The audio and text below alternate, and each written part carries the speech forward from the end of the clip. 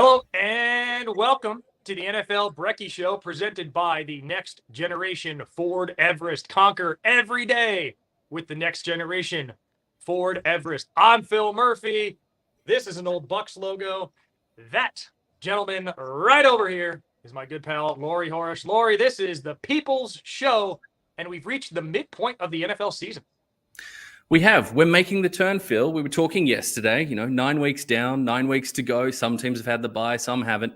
But this is the point in the season where we do the home stretch. That's why I've got the knitted cardigan on today. This is our golf-inspired Week 9 special of the NFL Brekkie Show.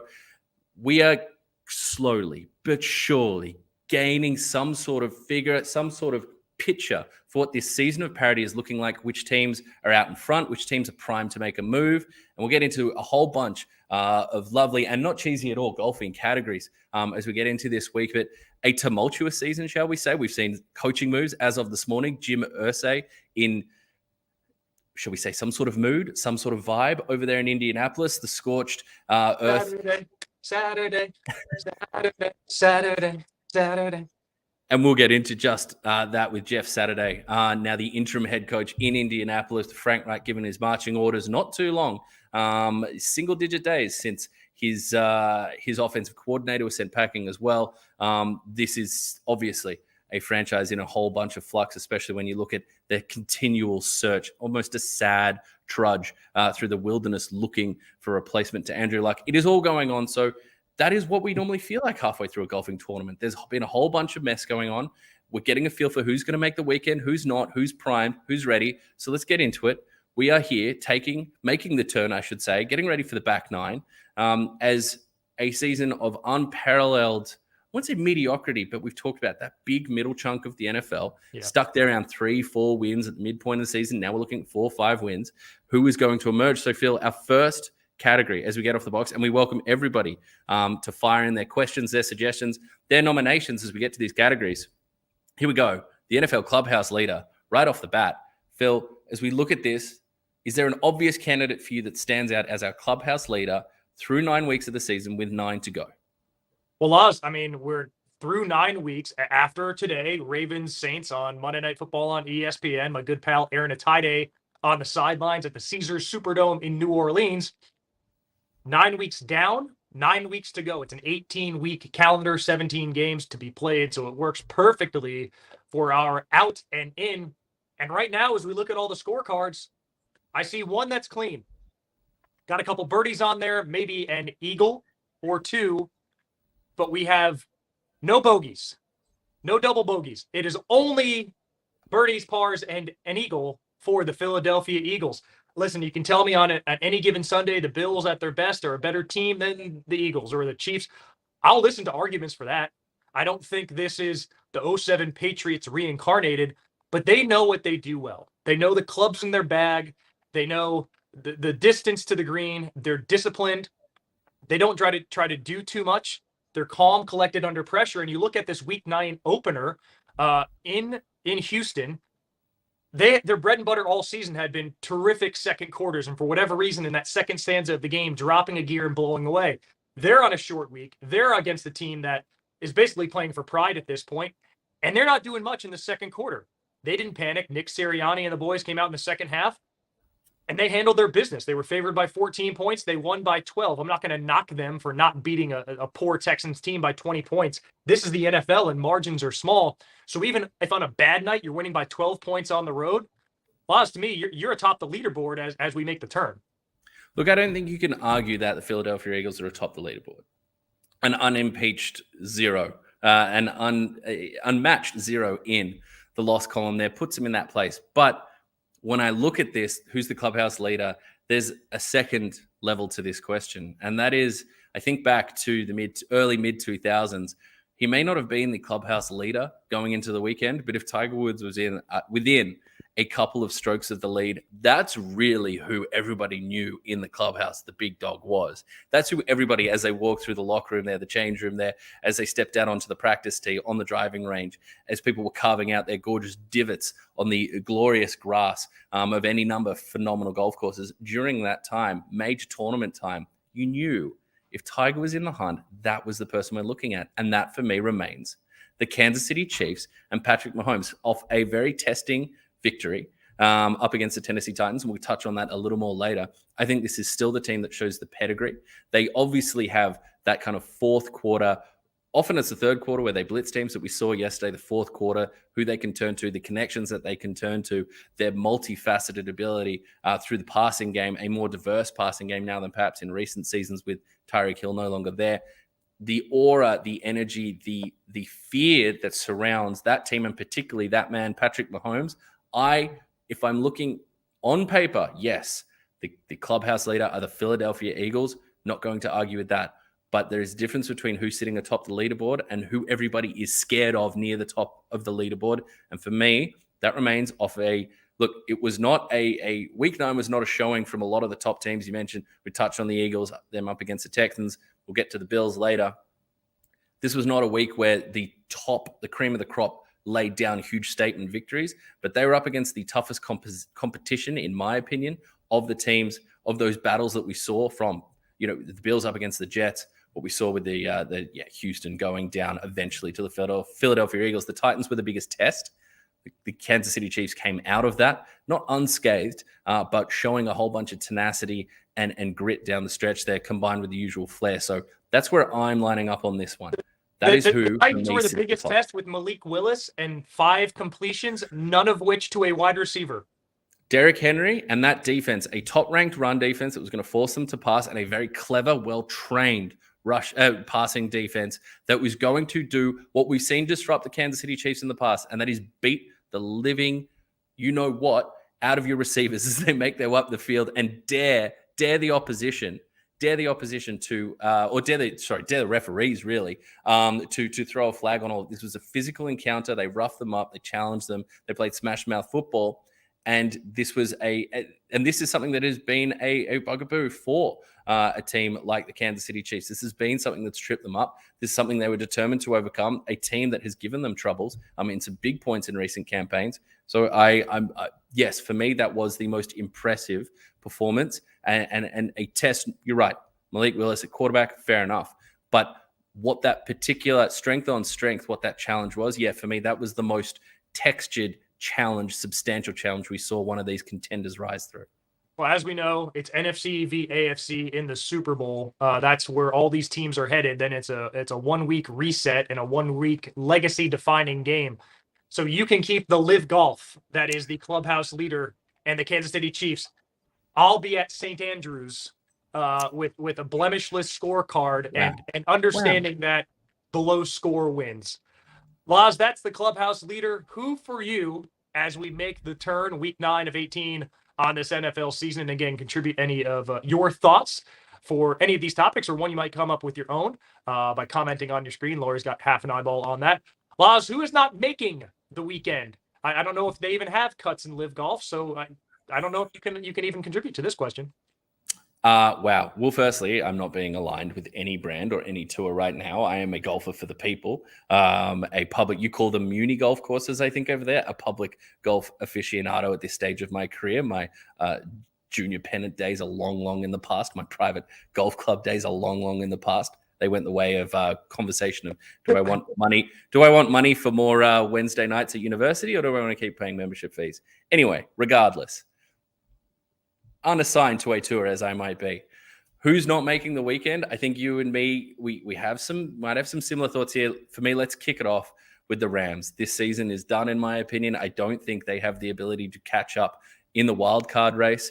In the NFC side of things, they go down, somehow throw away a contest up against the Tampa Bay Buccaneers in the final seconds there. It's not going to be the problems that this roster has are not going to be solved. They're not going to be solved this season. They don't have the resources for it. They do not have the in-house solutions. The trade deadline is passed, and whatever their future cap and future draft pick hauls look like, this is pretty dire for a Rams team that was all in this season. When it comes to their offensive line not being able to provide a platform, the running back room is an absolute mess. The Cam Akers, narrative has just gone from sad to tragic to worse to just get him out of there and give him a chance to catch on with another team. No one wants to see him running for half a yard per carry, wherever his numbers dwindle at any point during a Rams outing. So, yeah, I think ultimately not going to be a weekend, not going to be a return. I thought this team might be able to – I had faith that they'd have a plan to overcome some of the losses. I had more faith that Allen Robinson would be able to deliver. Didn't see Matthew Stafford's arm. It's not a decline. He can still throw a long way. He still has power in his arm, but the fatigue that you seem to see, the tiredness that you seem to see on that right shoulder, the right arm of his. Yeah, I think, I'm sorry, growing up, when you're watching golf and you have your favorite players, you mentioned the Live Tour, Phil Mickelson may have been my favorite golfer growing up, and that has aged phenomenally in the recent years. But you often watching a big tournament, you're like, they shoot a 5 over on the first day. You're like, but if they just shoot 64 on the second day, they could squeak in and make the cut, make the weekend. There's no 64. There's no hot streak on the back nine coming home with a 29 for the Rams around the corner. They're missing the weekend. They're not going to be a part of this picture. And what's really interesting is, do they have enough? Do they have faith that they can get healthy and cobble enough to become a contender again in 2024? Or do we start to see just massive transition 2023? Or do we start to see massive transition take hold and a new era and kind of this version of the Rams coming to an end and a new era being ushered in? Laws, it's no question for me that the Rams need to start putting some red numbers on the board. Their schedule lines up, if they are to make a run. They've already played the 49ers twice. The 49ers are a perpetual rock in the shoe for Sean McVay. They played the Seahawks twice, including in Week 18. They're 2.5 games behind the Seahawks. That division is a mess. All you need to do to make the weekend is probably get to 10 wins. I know that means a 7-2 closeout, but the Rams they play the Broncos yet. They play the Raiders. They play the Cardinals again. They play the Seahawks twice. They have to beat the Seahawks twice. If they don't beat the Seahawks twice, this isn't a conversation worth having. It's possible, but I think your analogy of them needing to shoot a 64 or 65 is apt, and it might be in the bag if they can get Odell Beckham in the picture. They have massive issues on the O-line. Why would Odell Beckham go there, I guess, is the question. This is going to be one of the fun narratives. The trade deadline is passed, as much as we love that. He was in Buffalo this morning. I had a mate who was at a wing joint in Buffalo and saw Odell. Why would he go to the Rams, though? What's waiting there for him that he thinks this is my chance to get another run? Better weather than Buffalo? I mean, you look at the other teams that would sign a wide receiver off the street. If you just want to live the LA lifestyle and collect a check for half a season, I'm with you from an X's and O's standpoint. Do you want me to bring up the team? Do you want me to say their name? Go ahead. The Dallas Cowboys. Yeah. Increasing amount of buzz around Odell Beckham and them. They're going to be in the mix. Whether they open up the checkbook has been a big go ask Cowboys, Twitter and Cowboys fans about Stephen Jones and wanting to pay a market price for a free agent to make that kind of move. But their name that's being thrown around, who knows which side that's coming from. But talk about a team that could use some speed in the receiving room and is in place to make a run and certainly has the, shall we say, the stage, the show lights, these bright lights, the spotlight, that might appeal to an Odell Beckham. I don't see how a team like Buffalo or a reunion with the Giants or a team like Dallas Cowboys is a lesser and less appealing destination for someone like Odell Beckham than the Rams. Yeah. And listen, the Cowboys should be around come playoff time. You look at the NFC playoff picture, it's NFC East champ, whoever that might be, the next team, and then the Giants. I don't think the Giants are going to win the division, but whoever is the runner-up between the Cowboys and the Eagles, that leaves one wild card position elsewhere. And you start to go through, who's it going to be? Is it going to be the Falcons or the Packers going to make a run? That second best team in the NFC West, whoever that might be at 9-8, is going to sneak into the playoffs and be an unenviable steep underdog somewhere on the road, probably in Minnesota. Man, but hey, we got to get on with it because we're almost a quarter of the way through the show. We are not a quarter of the way through the rundown. So, Laz, I'll be quick here. Not making the weekend for me. I'll go with another team that had very realistic Super Bowl aspirations and they evaporated very quickly. It is the Green Bay Packers. You long were able to write them in, pen them in, not pencil them in, pen them in at 5-1 or 6-0 in the NFC North. They lose at Ford Field. And not only do they lose, they can't get to double digits. The worst scoring defense in the NFL coming in was Detroit. Hadn't held anybody below 24 points. The Packers managed 9. Aaron Rodgers throws 3 interceptions inside the 25-yard line. Even with the ball bouncing their way, that Samori Toure late conversion falls down to the ground, gets up, fumbles near the numbers. Somehow the ball kicks out of bounds. It seemed like the stars were aligning for more Motown heartbreak. Yet right after that, it's 4 and out and the game's over.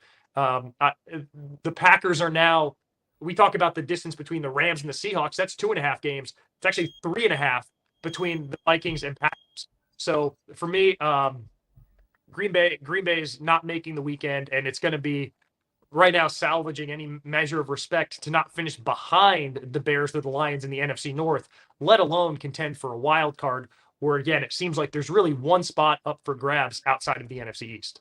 I just think you start doing the math, as you said, and you mentioned that 4 and out there with the Green Bay Packers. That final pass there, final pass that closed this thing out and sealed it. Just a sad, empty, no one near 4th down attempt landing in the corner of the end zone, clearly not on the same page with his receiver, with Aaron Rodgers.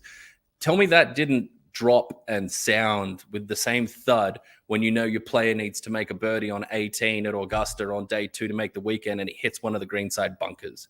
That's what that was. That's exactly what it felt like. It's exactly what it looked like.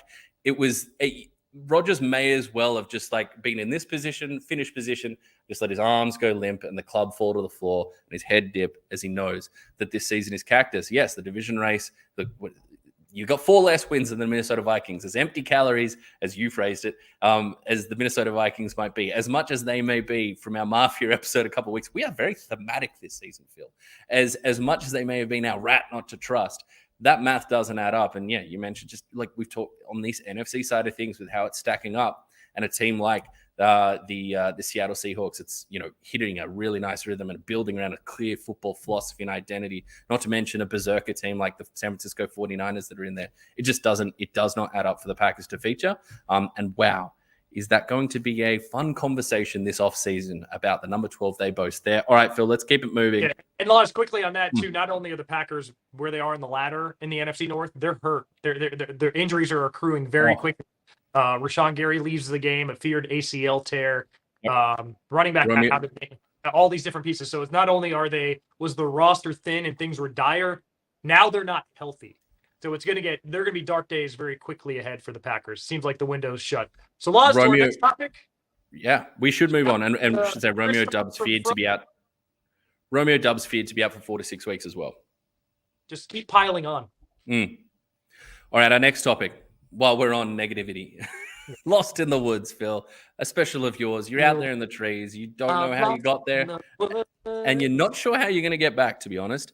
Phil, who's lost in the woods in the NFL? Who speaks to you that they need a miracle? They need that bag of ants triangle in the trees, that little gap to open up to try and pierce their way back in. Who are you pointing to there? Who's on your shirt? Yo ho, a pirate's life for me. Oh God, I'm a Disney employee. You are, and the father of a toddler. A toddler who turned me off on the TV today and said, "Anna," because she wanted. Didn't make it 7 minutes into SportsCenter before she made her opinion known. It's the Bucks, not because they won the game. You play to win the game. Hello, I know. This team went 59 minutes and 51 seconds before they were able to get a touch. Oh, yeah. See, Brad, I've been waiting weeks to wear the thing. And my rule with the shirts on this show, the team either has to be playing on the upcoming Thursday night, Friday morning featured game on ESPN, or they have to have won the preceding day. I've had this waiting to break this out for weeks. They keep losing. And even when they win, they're winning after not scoring a touchdown for 59 minutes and 51 seconds. The alarming nature for me, though, the lost in the woods, because, again, there are a lot of mediocre teams out there. The Brady's post game, bleep that felt good. And listen, you want the players to be happy for a win, but it seemed like they're saying, our problems are behind us. Again, you went 59 minutes and 51 seconds without scoring a touchdown. You needed Tom Brady. He have 100,000 passing yards, 91,440 passing meters. That Tom Brady, who's done so many things we haven't seen in NFL history, to do something he hadn't ever done, and that's the down distance time remaining to get a game-winning touchdown drive, and all his great Patriots heroics. That was the first time he took over with less than 45 seconds and got a game-winning touchdown. Chris Godwin had a similar tone after the game. Godwin goes 7 catches for 36 yards. 36 yards on 10 targets for a guy who on many teams would be a top wide receiving option. His long was 9. There's no ability to push up field. And the Bucs, the quotes from Godwin and Brady, it's not just relief. It's the quotes are like, we've sorted it out. And guys, they haven't. You haven't. And yeah, you're going to win that division probably by default because the Falcons, they fumble when nobody's there to punch the ball out and lose the game, as they did at home against the Chargers. Nobody's challenging the Bucs in this division. This division may only take 7 or 8 wins to win. So for me, that's why the Bucs are like Christoph, lost in the woods. No, it doesn't have it is up for grabs. The bat. He is impressive, young Mr. Rotten rocking the 88.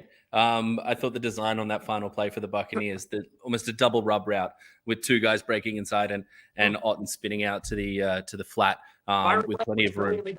Lovely, like just any version of that play in the red zone. I think back to was it Deshaun Watson to Hunter Renfrow around that in the college in the national championship way back when? Yeah, I believe one of the all-time great games. Hunter Renfrow, talk about being lost in the woods, not through any fault of his own. But you know who else operates in the woods, Phil? Before I get to my suggestion there, Darren Arthur, the Bears. Bears operate in the woods. They do other things in the woods, as the famous saying goes. But Bears Super Bowl champions 2024, 2025, or both. We will touch on the Bears, who is this one of the most enjoyable, hyped up losses in recent NFL histories? Absolutely. With what they saw. We'll touch on just how that came together and who the star of that performance might be a little later on, but I wanted to bring that up there just because it worked so well within the woods. 40 years on from them winning their last Super Bowl, 1985, would be perfect, but there you go. Lost in the woods for me. I'm not going to go into all the schematic detail and frustration that I've had with this team over this season so far, but I couldn't go anywhere else other than the Arizona Cardinals. But I will. The Arizona Cardinals, 3-6, mirroring the 6-3 of the team that just beat them, the Seattle Seahawks. And I thought that game was so interesting. You talk about lost in the woods. How are we going to get out of this? What's our go-to? What's our football core identity, philosophy? What do we turn to? What's our schematic base? It couldn't have been in more stark contrast what they're operating with what the Seahawks are operating. Pete Carroll has been the butt of so many jokes over the past few years, not letting Russ cook, a dinosaur, stuck in the Stone Age, just wants to run the ball. It's a passing league.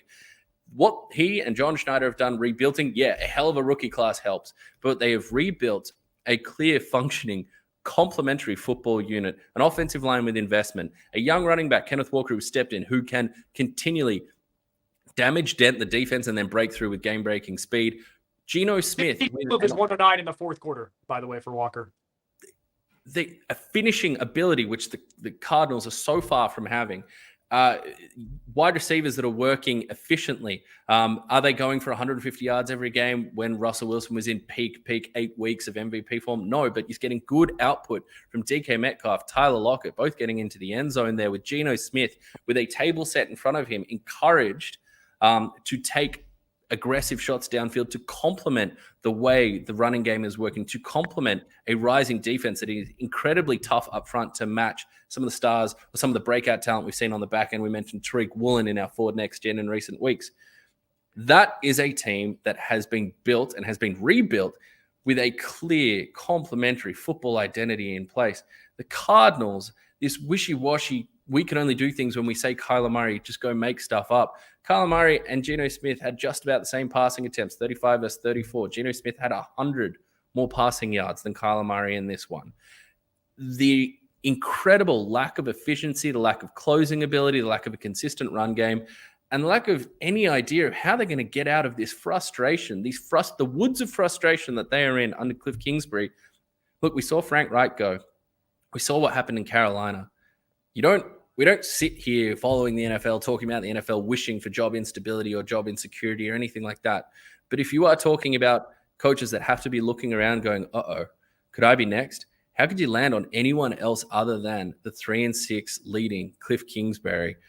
It's been the same note over and over again. And they're another team that talk about that. I'm not close to factoring them into the weekend plans at all. They are truly lost in the woods. And I think we've given them enough hacks out of the bush. We've given them the 4-iron to try and hit a punch out. We've given them a wedge to try and go over that tree, under the next tree to get out. We've given them a putter to just get it out to the fairway. It can't be trusted to solve this thing, and somebody else might need to come in and do it. 6-27-1 when down at halftime, and Cliff Kingsbury, the disparity of his records from the first half of the season to the second half of the season at every level of his coaching career is really discouraging because, Laws, we've made the turn. We're in the second half of the season. This team can't win second halves of games, and they can't win in the second half of the season. They're gifted a pick six by Zaven Collins. I just wanted to shout him out because I know you adored him at the draft, and yet here we are. It's Tulsa time. There doesn't seem to be any kind of direction that in a division where the margins are especially that small. We knew this was going to be a contested division. We didn't expect the Seahawks to top it. The Cardinals at the bottom is why Cliff Kingsbury is on the hottest of hot seats at the moment. Maybe with Nathaniel Hackett and the Broncos, if reports out of Denver are to be believed, that he may be coaching for his job over the next few weeks as well. Listen, we don't write the mail, we just deliver the mail. And for Cliff Kingsbury, they need to get some kind of positive momentum and quickly. With DeAndre Hopkins back, things seem to be coming apart at the seams between Murray and Hopkins on the sideline, and Kingsbury being the third man in the octagon there after a 3rd and 18 check down. It's a mess, and sometimes that's the case when you're walking around in the trees, you're lost in the woods. That is, it's just a messy situation. Laws, take us to the next topic, the Tin Cup. The Tin Cup. This is one that I cooked up in my sleep-deprived imagination late yesterday Minecraft afternoon. Justin Jefferson down there. There we go. We are representing Justin Jefferson today. Justin Jefferson, who one of the constants that we can depend upon. And also, as you see here, Phil, he is performing a certain type of dance. Gritty. Please leave the gritty to the professionals and not the middle-aged sports talkers. Please, that is my request. Or I should say, or even just tight ends from Miami as well. Mike Gesicki probably put that one away. Talk about putting a club back in the bag and leaving it there. Put the head cover on, maybe just leave it in the garage. But we'll leave that there. So, the Tin Cup Award. This is, for those who haven't seen the Kevin Costner Classic, this is a one-trick pony. The 7-iron that Kevin Costner used to wield and fire it miles downfield. Literally miles when he aimed. Well, that was his opposition that fired it down the highway there and took advantage of the concrete highway next to a driving range. Regardless, okay, the Tin Cup Award. Your one-trick pony, a team that has a go-to move, a go-to style, a go-to play, go-to player that they will relentlessly go to over and over again that is both their greatest strength and something that stands out and ultimately might be their weakness or their ceiling on how a season goes. So, yes, feel the Costner energy here. Feel it flowing through, like the hair wisping through those beautiful sunburnt locks of his. Feeling the Tin Cup flow through you, Phil. Who is your Tin Cup of the NFL, your true one-trick pony for better or worse? Where do you turn to? Listen, it's a one-trick Clydesdale. It's a one-trick Clydesdale worthy of Churchill Downs. So hear that. The Chiefs yesterday in their win over the Titans, for me, were too reliant on the Mahomes magic. It worked. They won the game against Malik Willis, who completed 5 passes, none of whom were to wide receivers. Patrick Mahomes in 88 offensive snaps, 91 offensive snaps, excuse me. Drop back to pass 72 times. 72 times of 91 they called the pass. Mahomes was sacked 4 times. He attempted, too shy of the NFL record, 68 pass attempts. I mean, thank goodness they're not playing on Thursday, because if he were in a different sporting code of baseball, they would have to rest him as a starting pitcher after having 68 chucks in a game. Also ran the ball 6 times for 63 yards. All of those things are terrific, but the rest of the team, Laws, 13 carries for 13 yards total. Mahomes accounting for all but 13 of those yards. That's a stat, as it was his 23rd consecutive win in November and December, beating a team that had a little bit of a handle on him in the Titans. A terrific history head-to-head against Patrick Mahomes. I get it. That game was closer than it should have been, given Tennessee's receiving option, given the fact that they had a third-round QB making his second NFL start. Chiefs were at home in prime time, deafening at Arrowhead. it gave me flashbacks to last year when they were just playing with their food all too often, and we're winning games, but perpetually by one score and leaving margins a little too close. The Chiefs, that 7 Ironman, hell of a club. Uh, the kid out of Texas Tech, Mahomes, hell of a player, but too reliant on him with all the assets they have elsewhere. They need to find a little bit more balance if their aspirations are Super Bowl. If anything short of that is going to be considered a disappointment for that team. That did not look like a Super Bowl winning team to me because it was just one speed, and it was Mahomes speed. It's not a bad speed, but if Tennessee did a better job of uh, maintaining the pocket and not allowing Mahomes to break contain, especially on a 3rd and 17 late, maybe that's not the conversation we're having today. It is, as you said, it is one hell of a club to be going to over and over again. But yeah, I think as much as I was more impressed by their performance than some of these other heavyweights, we touched on that earlier, the Chiefs' offense is going to function best when they are getting some sort of efficient commitment to the ground game there.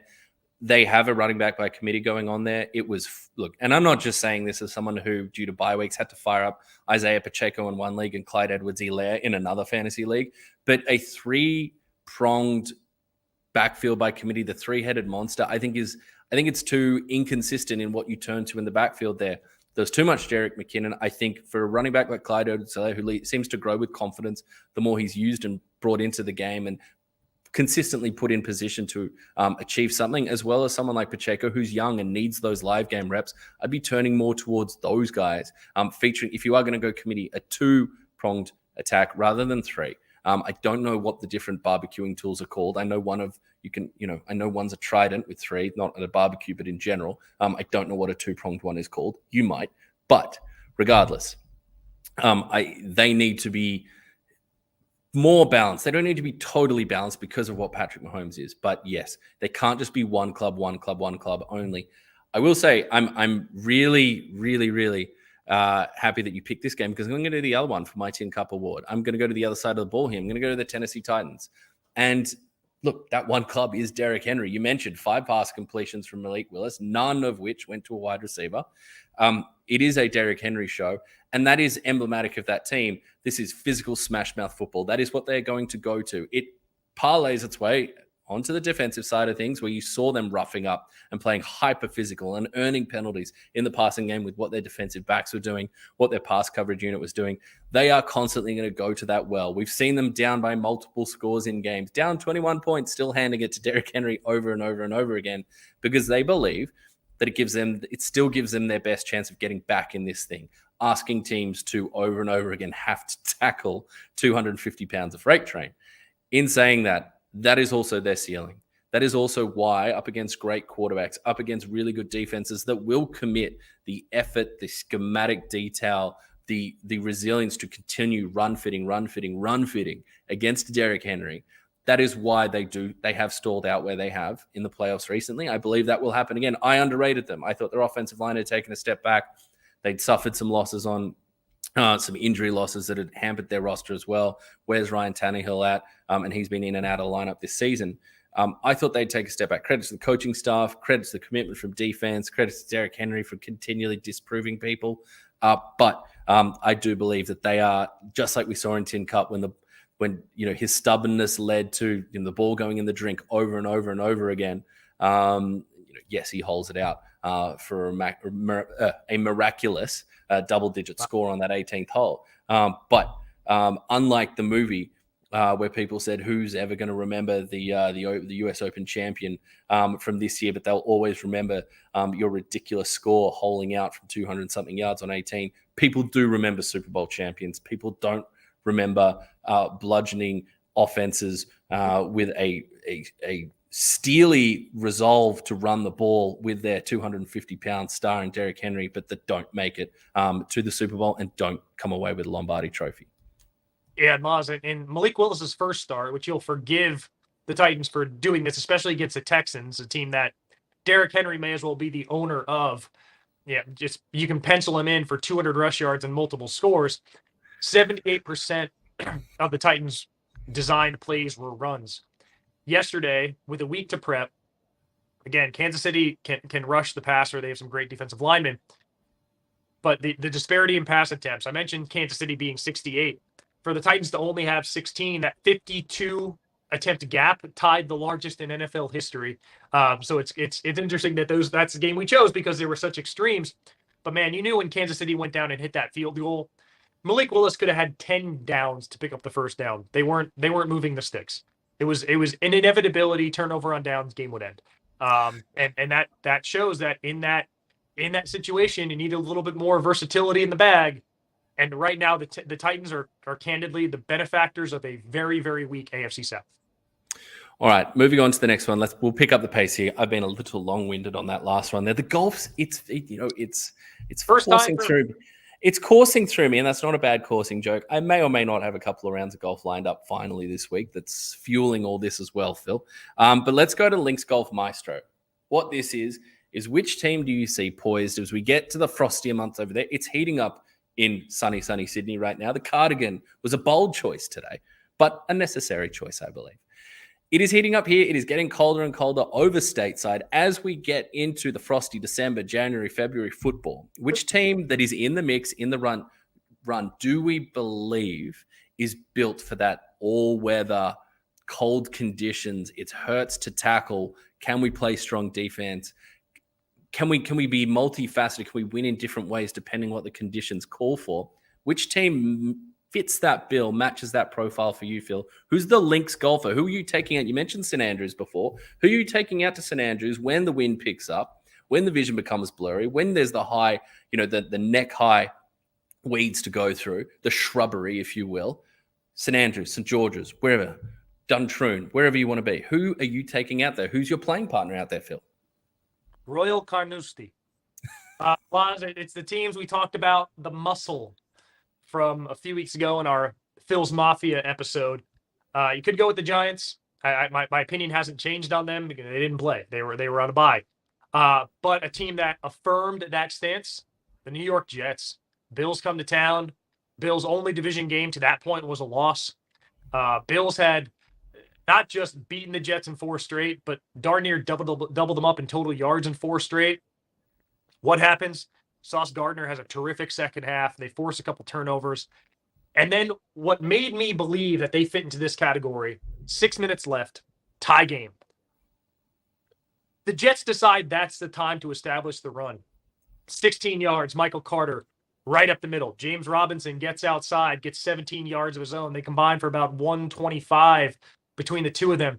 They chewed up 5 minutes of clock on that possession. Chip shot field goal for Greg the Leg. I mean, that game couldn't start it any worse. Zerloin slipped on the opening kickoff, gave the Bills the ball at midfield, and the Jets didn't really blink. I mean, that did not look like the Bills, and I think that's credit to the Jets for not letting the Bills look like the Bills.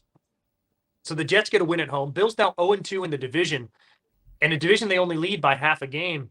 If that gets kind of messy, I mean, I still think the Bills have to be the prohibitive favorites, but their margin for error in that division is starting to diminish. And the Jets now having 3 of their next 4 on the road. They're on a bye now, and they have their best record relative to 500 at their bye since 2010, which is the last time they were in the playoffs. They look like a playoff team. If you change the logo and put a black G on the helmet, people would believe you. I mean, they don't look like the New York Jets of yesteryear. 3 of the next 4 on the road. Lone home game against the Bears. I think in a month's time, there are going to be a lot more people talking about the Jets. Buy your stock now. I'm not saying as a Super Bowl contender per se, but I'm saying a team that's figuring out who they are, who's buying into what their coach is selling, confidence building beyond that young quarterback. And the benefit of winning when Zach Wilson post-game gets on the dice and he says, hey, if a lot of people doubting us, if their opinion mattered, they would be coaches in this league. So, but you have the benefit of saying that when you're winning, when you're 6-3, you can say that. If you're 3-6, then you're being petulant and all those things. You'd be characterized as Kyler Murray. But the Jets are winning, and that attitude, that it's just an identity that team has. And come January, if this is the form they're in, and I said over the next 4 weeks, I don't have reason to doubt that they're going to maintain the form. That game, I believe, against Minnesota, the 4th of those on the road. Going to be very interesting. I am leaning in the Jets' favor in that matchup at the moment. they're going to be a team that's worth believing. They know who they are, and they know how to put up numbers. They do. And we talk about, facing tough challenges, facing adversity. This team has gone through that already.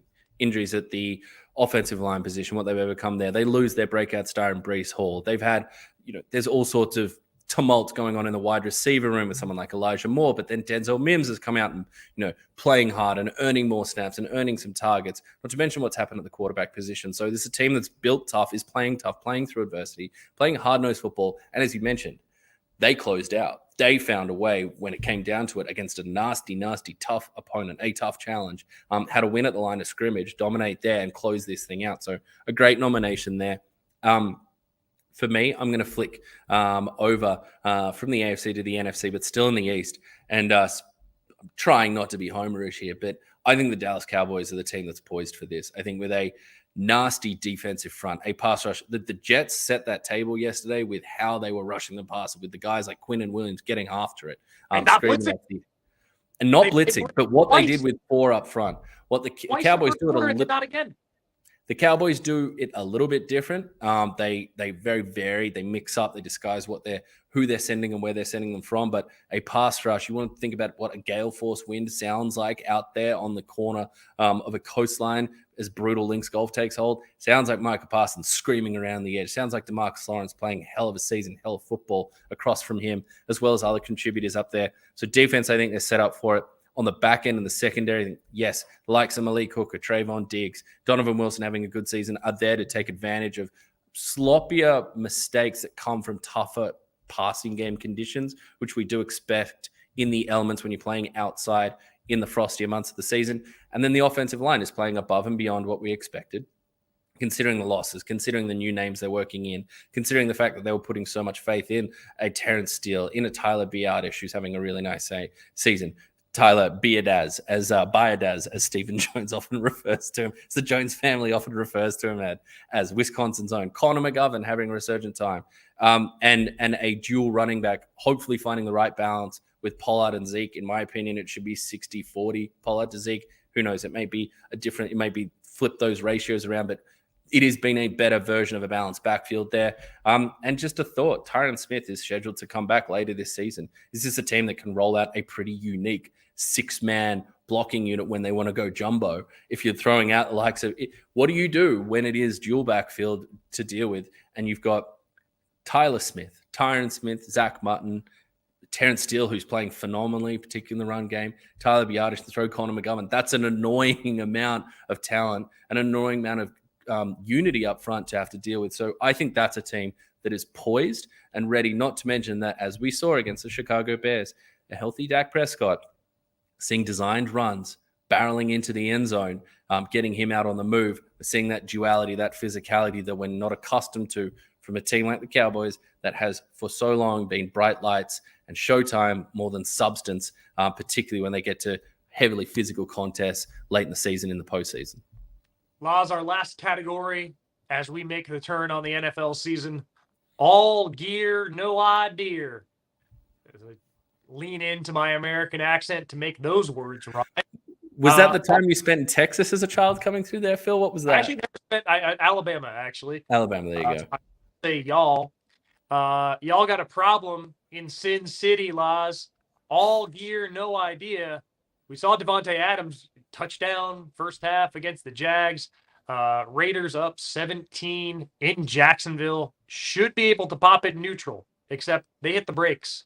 1 for 8 was Derek Carr targeting Devontae Adams in the second half, and a good stat from my mate Doug Clawson over at CBS.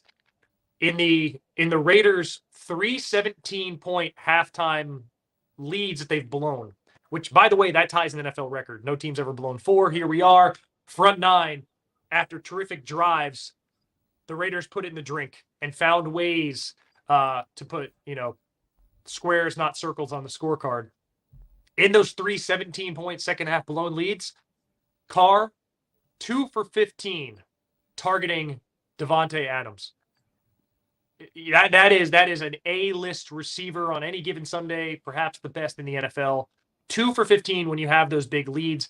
That tells me a couple things, that whatever rhythm you had in the first half is gone, and you don't know what your other options are to generate offense other than throwing it out to 17. So to me, all gear, no ideas. The Raiders, it's why, despite all the Broncos' shortcomings, that they're not in the cellar in the AFC West ladder. It's the Raiders at the moment.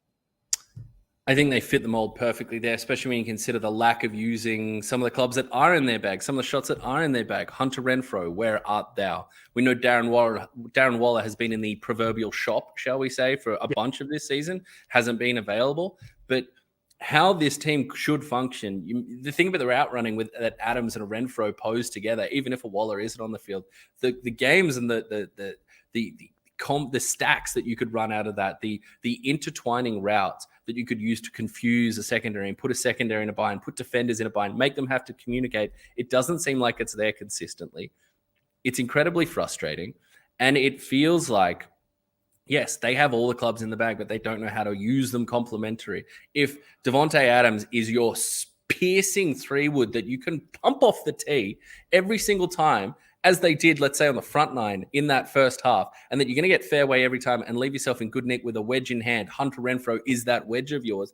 It feels like they go, no, instead of doing that, let's take out a nasty to hit 2-iron and go that way and leave ourselves a long iron in, or let's take out the driver, try and cut the corner. Oh, that didn't work either. It's just with what McDaniels has there, and the offensive line is not a formidable force, but with the spot talent they have there, it doesn't seem like it is. Exactly. Josh Jacobs. It doesn't seem like it's pieced together in any type of coherent way. Okay, they were going to be my pick. I'll throw another one out there. I'm talking about some golf clubs that might be in the shop getting worked on and not readily available, but still all gear and no idea. I look at the philosophy over at the LA Chargers. I think you can't have a better club in the bag or a shot in the bag than what you have with Justin Herbert there and his potency. You have someone like Austin Eckler who is out there. No, Mike Williams is not healthy. No, Keenan Allen is still battling to come back from a hamstring. They turn to Josh Palmer a lot. They're turning to likes of Gerald Everett a lot. But an offense that refuses to consistently challenge downfield, that is passing in and around the line of scrimmage, that is, quite frankly, nauseating to watch at times. And they've had offensive line issues as well. But the no idea part is huge here. It doesn't seem to match the talent they have. There doesn't seem to be creative, aggressive problem solving to this. Yes, they get a victory, scrap a narrow one out in a game that they almost threw away with an Austin Eckler fumble that was picked up, that was then fumbled, that was then recovered, and they marched back down again. Punched out. It was just dropped by the Falcons. Just dropped. Talk about luck landing in your lap. But this is a similar story for the Chargers. We look at them on paper at the start of the season. Look at all the gear they have available. Look at the Titleist muscle backs and gorgeous tailor-made drivers and Vokey wedges and Scotty Cameron putt. Like, I could go on here, and I'm starting to get a little stressed about how much that's going to cost me going forward. But still, like, this is the same story with the Chargers. This is all this, I wouldn't even say style without substance, but all this talent without substantive, tangible returns. They are frustrating. Yes, a couple of their big pieces are out injured, but even when they weren't, it wasn't the efficient, explosive team. And I know Frank Reich was employed by the Chargers at a previous time and was fired, but with what we've seen from Lombardi over there as offensive, what we've seen from Joe Lombardi over there as offensive coordinator, which has been so uninspiring. And you think of some of the work that Reich has done with quarterbacks over the years. I think Frank Reich would be an amazing person to fit back in that franchise. Different city, but same old franchise, back with the Chargers with someone like Justin Herbert to work on.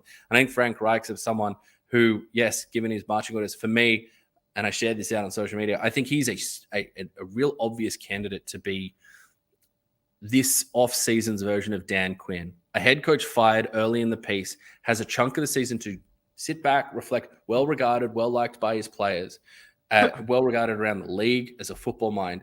Go away, look at what he needs to adapt, change, evolve, consolidate, what makes him the next level, the next version of himself as a coach, come back as a coordinator next year in a fruitful situation, which would be working with someone like a Justin Herbert if that opening did appear, and then relaunch himself as a head coaching candidate. But all that to be said, we need to pick up pace. We're at 49 minutes. We've got a bit more to go, but all gear, no idea. Vegas Raiders for you. LA Chargers for me. Lots of bright, shiny lights in both those cities, but not the returns we want to see. And honestly, the Broncos would be a perfectly apt something for that if we looked at what they had in week 1 prior to injury. So Kansas City winning the AFC West by default. Laws are tag team champions. We can be quick with this. Not a lot of candidates here because we didn't have a lot of the, wide receiver 1 or wide receiver 2 both going off, or, QB and wide receiver in absolute sync. We couldn't do the Dolphins wide receivers again. I mean, you could go for a long title run. But one that stood out to me was a game that you may have overlooked because there was nothing really inspiring about it, because the Patriots put the absolute clamps on the Colts and functionally ushered Frank Reich out the door. Matt Judon and Josh Uche, pass rushers for New England. The Colts were held to 121 yards of total offense. The Colts went 0 for 14 on 3rd down and 0 for 2 on 4th down. That means 16 times they failed to convert on the first 2 downs, and they didn't move the sticks on any of them.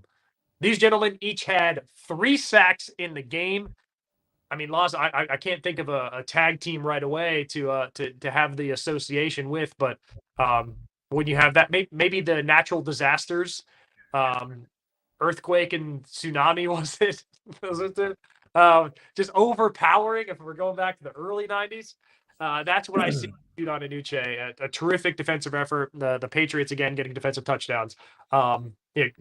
There's nothing that scares you about the Patriots offense, but they're not 5-4 by accident. They do play very sound defensive football, and these guys got after the quarterback as well as they have all season. And Judon leads the NFL in sacks right now with 11.5. He does. I'm not sure where the Patriots season is going, but I'm not sure that Bill Belichick is going to have a more proud papa moment this season than having his defense deliver 9 sacks against a young quarterback. Again, Bill Belichick was quarterback early in his career.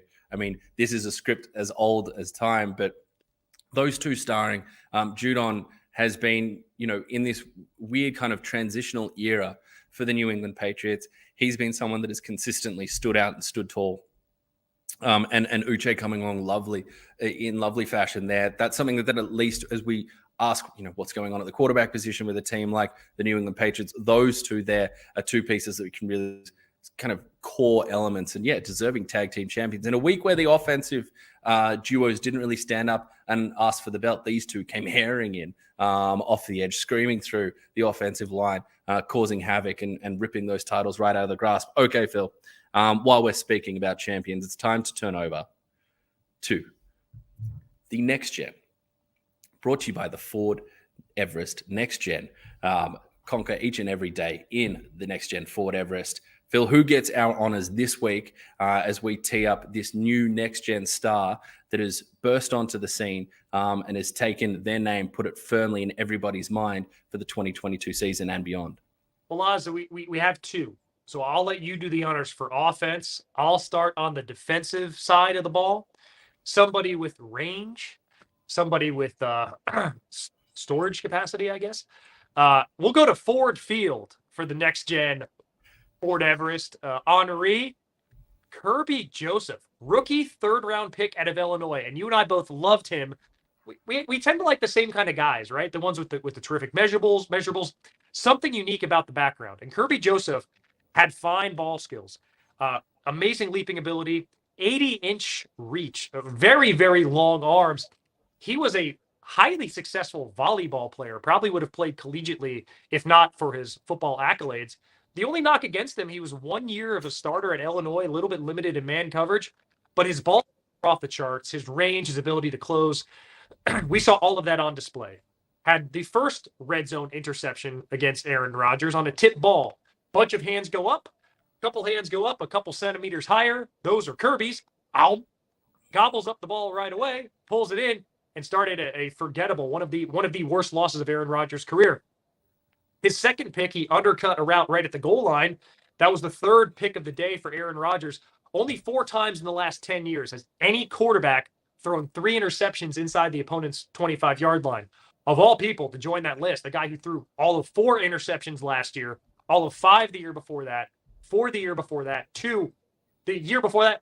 This guy had 3 in a game, 2 of them picked off by Kirby Joseph, and his best play perhaps wasn't an interception. It was one when he was down to the line of scrimmage, has to cover basically a 9 route with no help over the top. He's beat, but his length and athleticism allowed him to close it and get the pass breakup. A comprehensive safety performance by Kirby Joseph. That's why I gave him the nod. But Laz, I will not debate you on yours. All right. As much as I thoroughly enjoy our draft crushes coming to the fore here and getting their honors with the next gen Ford Everest, for me, we got to go to Justin Fields here. We have to turn to the Bears quarterback, who 3 touchdowns, no interceptions. No, it wasn't the most amount of yardage you're ever going to see through the air, but the touch and placement we saw as his prodigious arm continues to grow with confidence in how he's operating. The ball to Darnell Mooney was absolutely superb into the back of the end zone. We see that increasing confidence and cohesion, chemistry with his tight end and Cole Kmet. 2 touchdowns on the day for Big Cole there. And then the running game. This is what stole the headlines. 178 yards on the ground on 15 carries. He breaks the regular season record for most rushing yards in a single game by a quarterback. And there's some huge historic names that he's up against in that category. His ability for the game to start to slow down for him and his ability to hit his back foot, go through a couple of reads with increasing confidence and speed, and then go, time to put the gas on, time to hit top gear and get going. Over 20 miles per hour twice in this one, 20.3 and 20.7, 20.3 on the 61-yard touchdown highlight. Go check it out if you hadn't. And 20.7 on another carry, the first quarterback to go over 20 miles per hour twice this season. He is an insanely enjoyable runner of the football to watch. It wasn't his go-to in college. That's not what he wanted to be. He was an incredibly talented athlete who wanted to win from the pocket and did at a prolific rate. The arm talent, the deep ball is there. Now we're seeing these steps. It's starting to come together. The credit to the offensive staff as well, the coaching staff there who have put him in better positions. They've moved the pocket. They've given him, it feels like whatever's happened behind the scene, and we're not in these quarterback meetings, but it feels like they've done such a good job communicating to him gradually, but steadily and in a clear direction, more freedom for him to use those traits. Hey, man, yes, go through your process in the pocket. If it's not there, make them pay. Make them pay with your legs. This was a perfect result for Chicago Bears fans. No, it wasn't a victory against the Miami Dolphins, but it was a huge sign of the trajectory that your quarterback is going while still improving your future draft stock. So we're giving next-gen honors. We're looking at this next gen of talent coming in, and Justin Fields has rocketed up. The recent performances, recent weeks, look what he did against the Dallas Cowboys a week ago, one of the best performances we've seen by an offense against that defensive unit. Justin Fields, don't have enough glowing words. From where it was and the positions he was put in a year ago to the absolute clear roads and clear path ahead of him, a very, very deserving Week 9 nominee. I love both our nominees so far. We've gone from the top of the draft to someone who slid during his draft class in Kirby Joseph, but are thoroughly enjoying output from both of those young players in Week 9.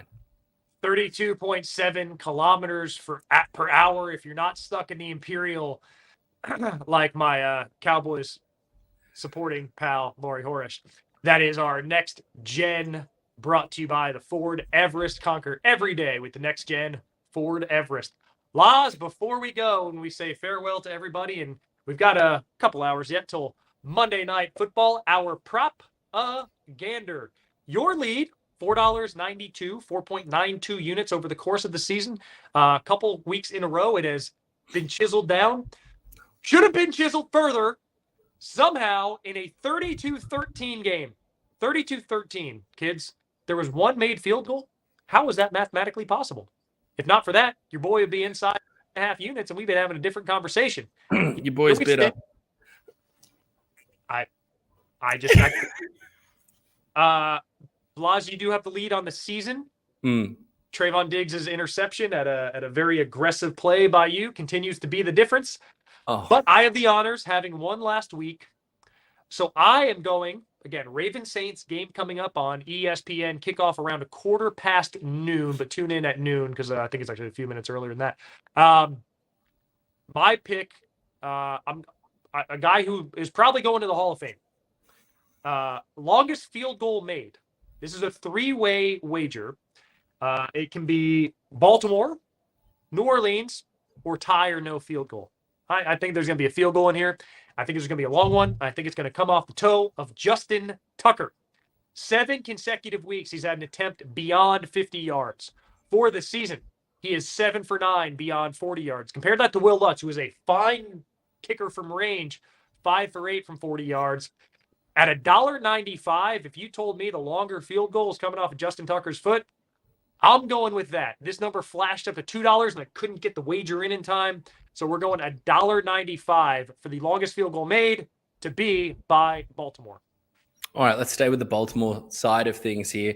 One of the hottest waiver wire pickups in probably your fantasy league so far certainly this week and maybe this season. Isaiah Likely, with Mark Andrews out, super talented young tight end for the Baltimore Ravens. Not just Mark Andrews out, but the litany of injuries they're dealt with at the wide receiver position as well. Rashad Bateman sadly out for the rest of the season. Deshaun Jackson getting elevated for this one, it looks like. Isaiah Likely, over 43.5 yards.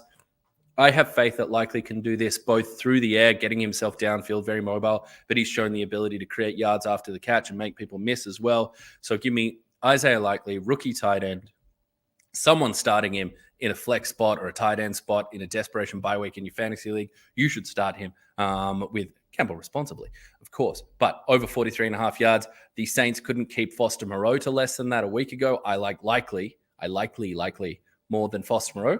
Fairly talented player in Moreau, but I like him to go over that 43.5 number at $1.88. What do you got for number 2?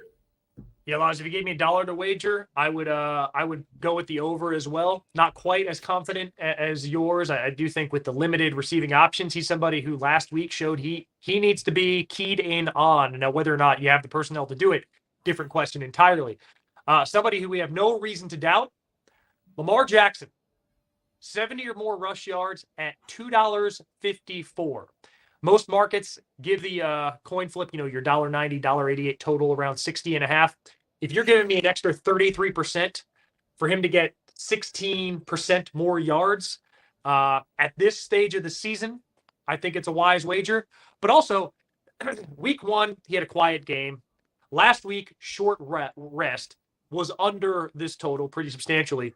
The 6 weeks in between, 58 plus yards in every one of them, 8.2 yards per carry over the 6 weeks. And in most of those, he has a run of 25 or 30 and one really long touchdown run.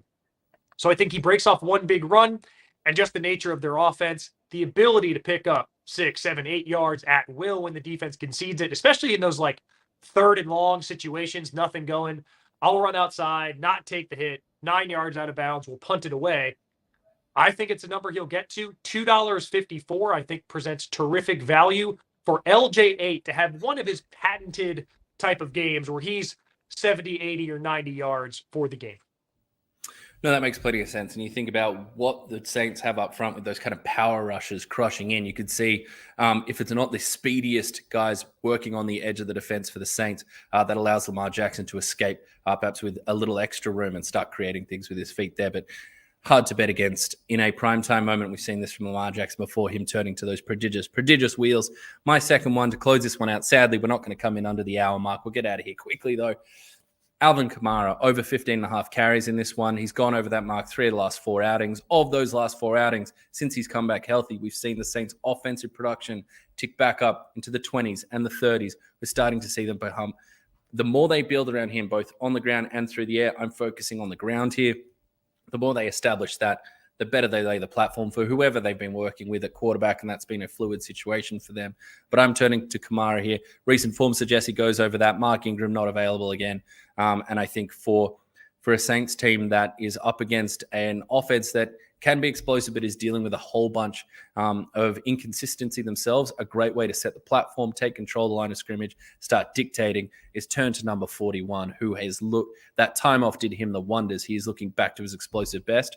Alvin Kamara, over 15.5. You're getting that at $1.95, and we are out of here, Phil.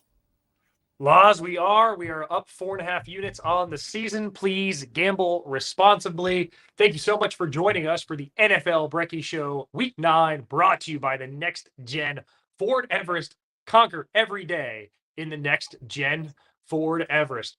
That man is Laurie Horesh. I am Phil Murphy. Saints Ravens today on ESPN. You don't want to miss it.